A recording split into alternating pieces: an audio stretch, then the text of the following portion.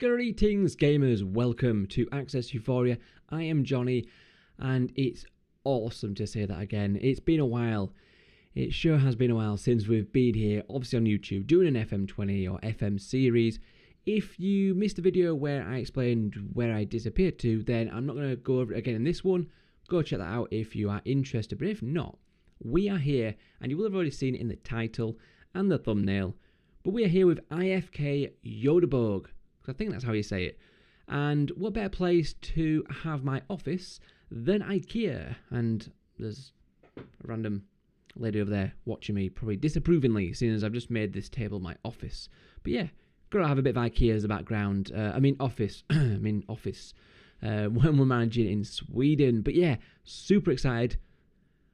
Really can't wait to get started. So thanks for tuning in, guys. If you do enjoy the content, don't forget to smash the like button. But let's get into it, guys.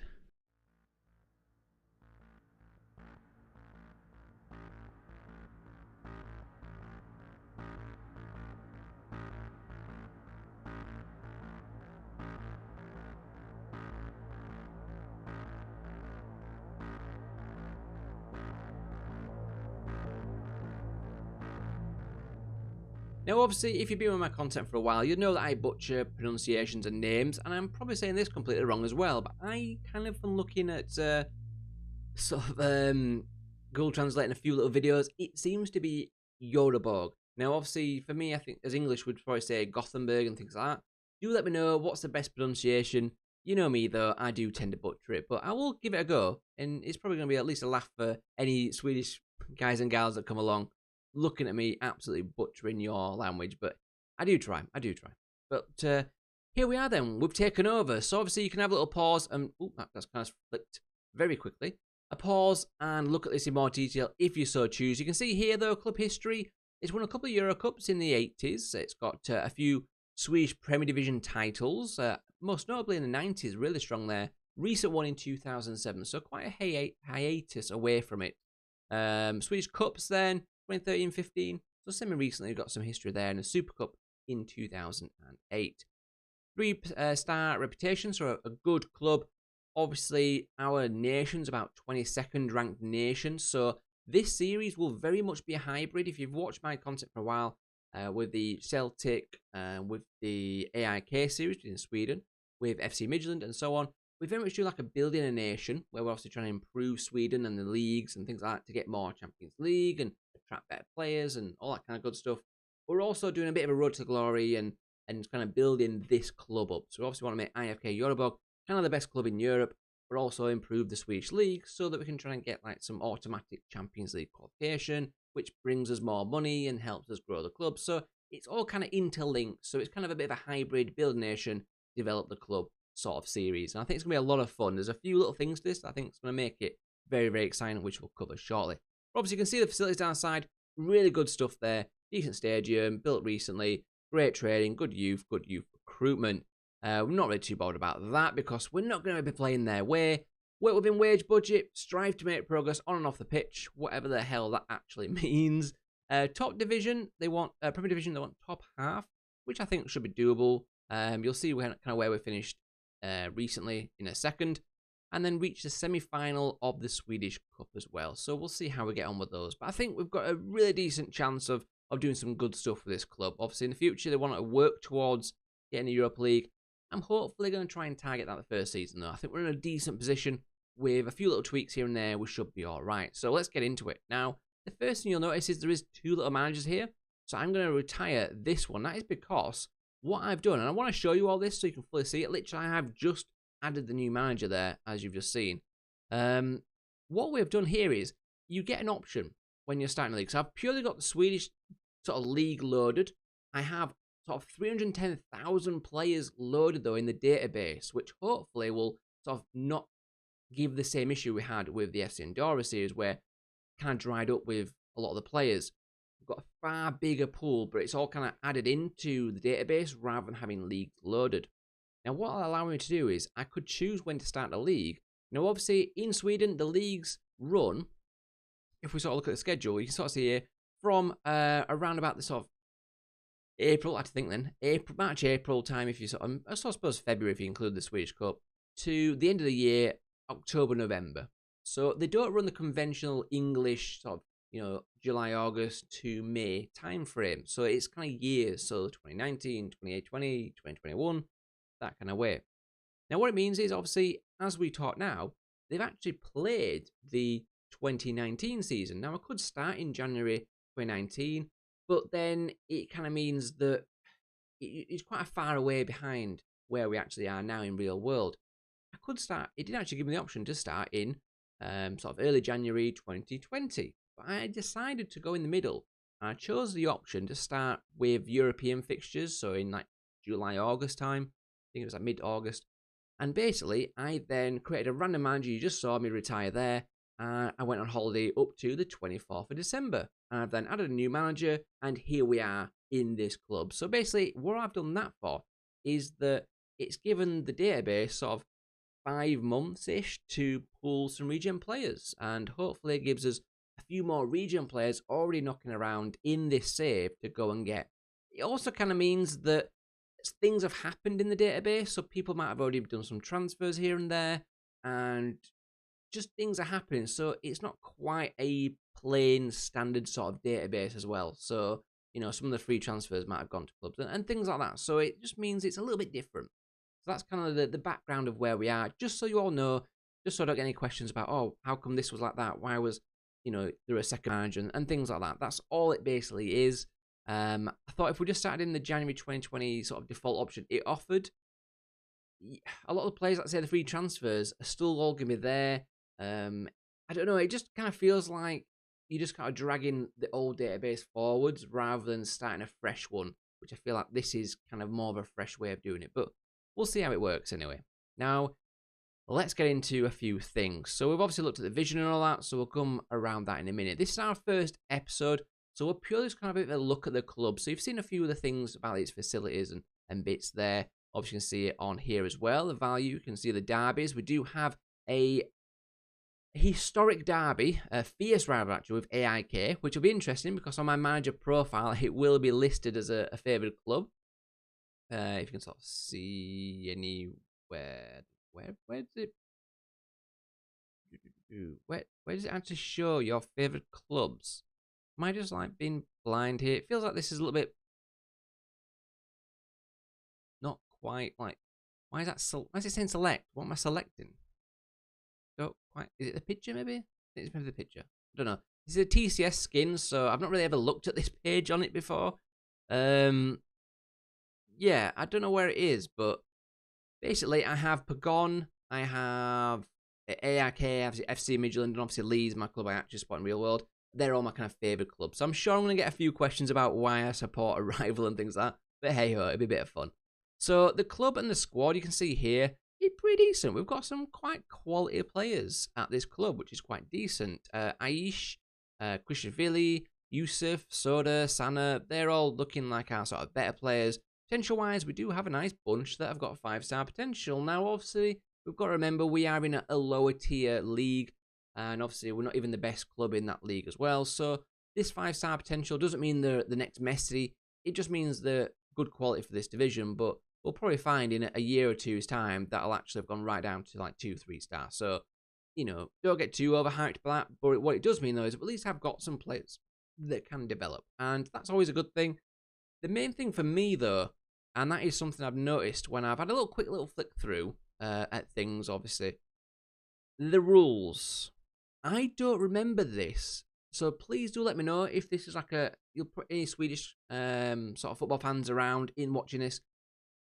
When we did AIK series, I don't remember this being a thing, but basically the match squad, and obviously it's 18 match squad, you've got your 11 players, starting 11, and then you've got your 7 subs, must have 9 players trained by a club in Sweden, and that basically means it has to be the 3 years in a Swedish club before the age of 21, basically. So 3 years through the academy until the age of 21, and then you're kind of eligible as a kind of homegrown in club Sweden. So that basically means half of our matchday squad always has to be a Swedish player almost, especially in the early days. And when we go hunting regions, we kind of need them to be 16, 17 years old to kind of guarantee that they'll have their 3 years with us before they reach their 21st birthday.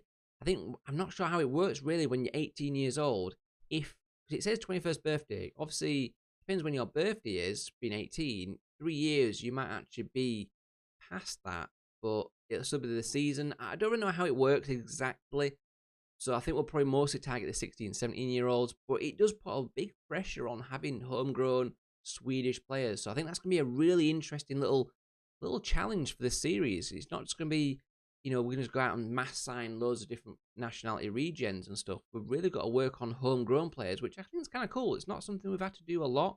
But I definitely don't remember that from when we managed AIK. I think it had something similar, but I'm sure it was like maybe 3-4 players, or it was just under 21 players. And obviously, signing young players, we always achieved that.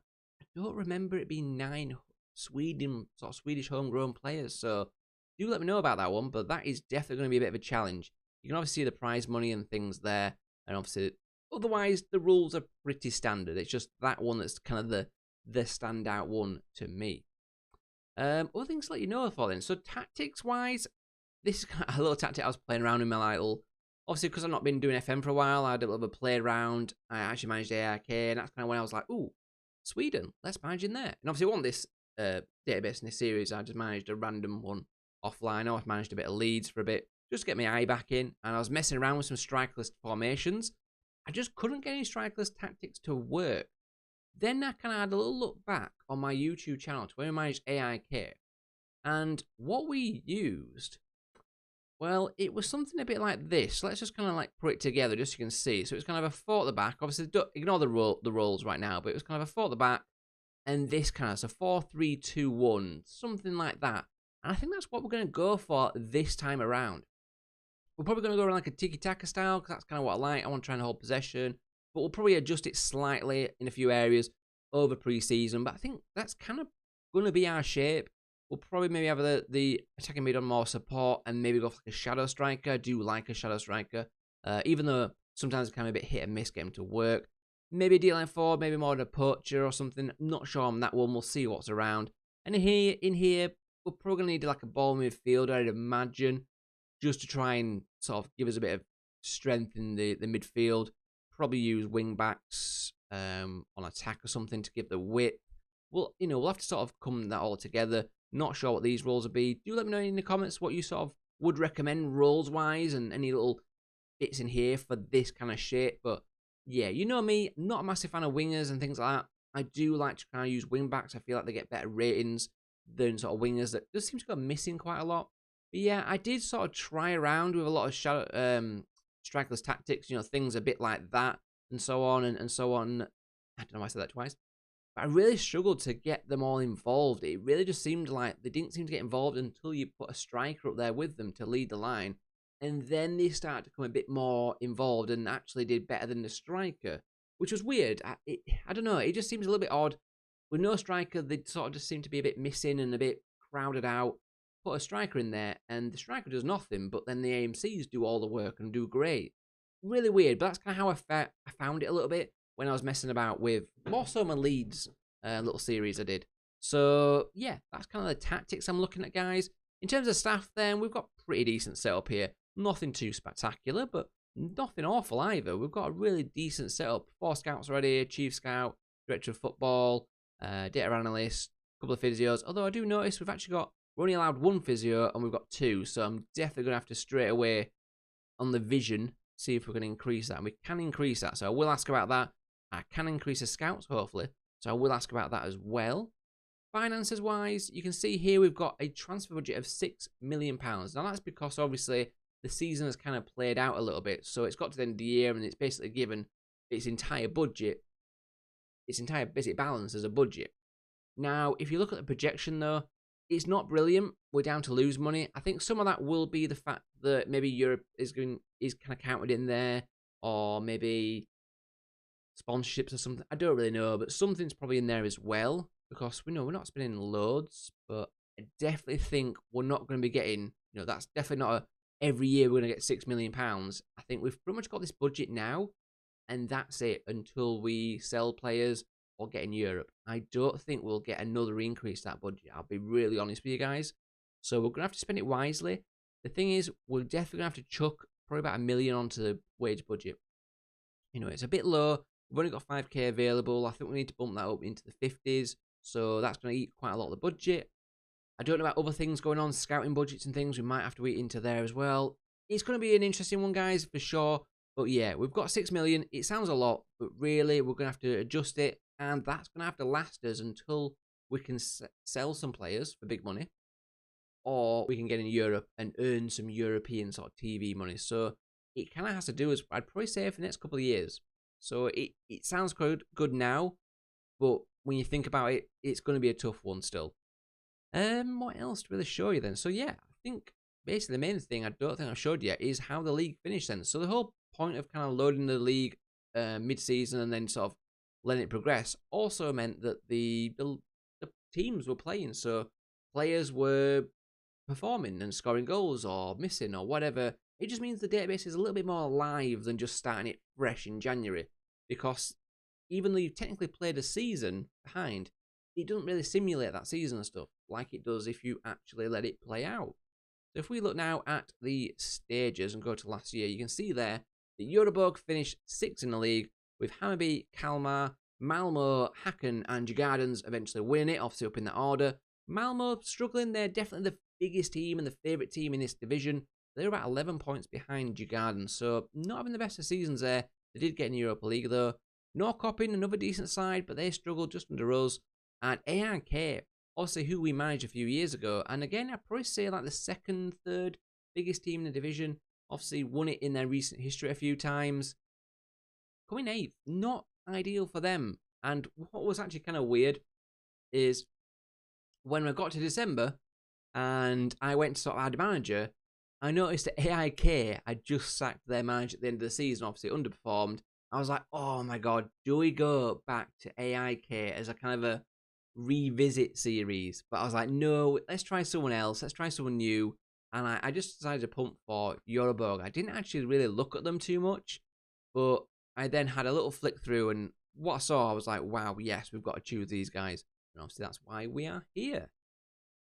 That's a lot of talking from me, guys, but I'm trying to basically give you as much information about kind of where we are, how we've got here, what our squad's like, what our tactics going to be like. With my series, I really try and keep you guys as involved as possible. I do want to try and keep the episodes around the 20-minute mark, 15-20 minute mark, as much as possible. Now, in terms of transfers and things, I'm not sure exactly what we're going to do. If we have a quick flick, I'll sort of let you into a little bit of what I do in the background. Now, obviously, I'm not quite decided on what the roles are going to be. We'll probably maybe have a sweeper keeper down here. You know, I've got to have a little bit of a play around, do some friendlies, see what works. But I always like to just see what it says the best players are, just to give me an idea of what depth we have at the squad. So let's have a quick look. We've got Yellow here, who looks 3-star. They're all looking pretty decent so far. De Gracer, we got Calisir. Obviously, I would be absolutely butchering these names, but, you know, it is what it is, I guess. Volley midfielder, chuck him in there. Ooh, can play centre-back, so he looks like he might be a quite defensive player. Obviously, I've not really looked at these guys. I'm just purely going off this, but it's just a case of let's have a little see of what actually our depth is looking like right now. And then we can kind of already know then what's going to be suitable. If you already look at that off the bat, there's some pretty decent depth there. I mean, he's looking like potentially a weak area, 2.5-star, maybe something around there. Although I'll have to look at a bit more depth then, but definitely offensively and in the midfield, we're looking pretty solid. So we've obviously got these players still in reserve. So I think we're not going to have to make major changes in the first transfer window, which is really good. We might obviously make some. We'll see what's around there. Obviously, I need to have a look at these players in a bit more depth. Now, what I would say is if you do have any knowledge of Swedish leagues or any Swedish players that we can pick up, because obviously we need 9 homegrown players, let me know in the comments. Very much need your input in this, guys.